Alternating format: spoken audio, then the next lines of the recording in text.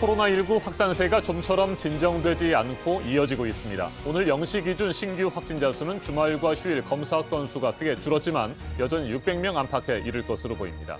어젯밤 9시까지 이미 562명이 새롭게 확진 판정을 받았습니다.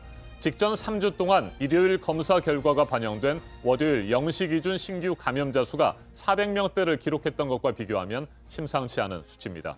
고령층 확진자가 늘면서 중증 환자의 비율도 높아지고 있습니다. 네, 방역당국은 사망자 수가 다시 늘어날 가능성도 있다면서 이 고령층의 백신 접종을 다시 한번 당부했는데요. 지금까지 11명의 확진자가 나온 한 요양병원이 있습니다. 백신 접종이 가장 먼저 시작된 곳 가운데 한 곳이 이 요양병원이었는데 이번에 감염된 환자들은 아직 백신을 맞지 않은 경우였습니다. 오선민 기자입니다. 경기도 성남의 한 요양병원에서 코로나19 확진자 11명이 나왔습니다. 지난 8일 환자 1명을 시작으로 약 일주일간 10명이 더 확진됐습니다. 확진자는 환자 9명과 간호사 1명, 간병인 1명입니다. 이들은 모두 백신을 맞지 않은 것으로 나타났습니다. 이 병원에선 지난 2월 말부터 환자와 직원들에게 백신을 접종했습니다. 환자들 중 절반 정도만 백신을 맞은 상태였습니다. 정확한 이유는 몰라요. 예방접종이라는 게 강제사항이 아니잖아요. 저희가 다 동의를 받고 하는 부분이 있잖아요. 확진자들은 모두 같은 층에 있었던 것으로 확인됐습니다. 방역당국은 해당 층을 집단 격리했습니다.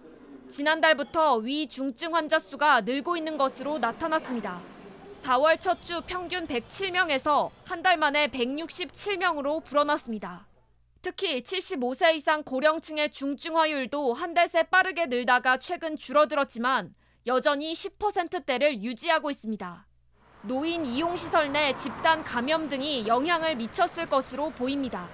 국내 확진자 가운데 사망에 이르는 비율은 1.4% 정도입니다.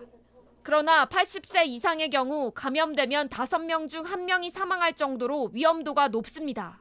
방역당국은 위중증 환자가 늘어남에 따라 이달 중 사망자가 다시 증가할 가능성이 있다고 했습니다.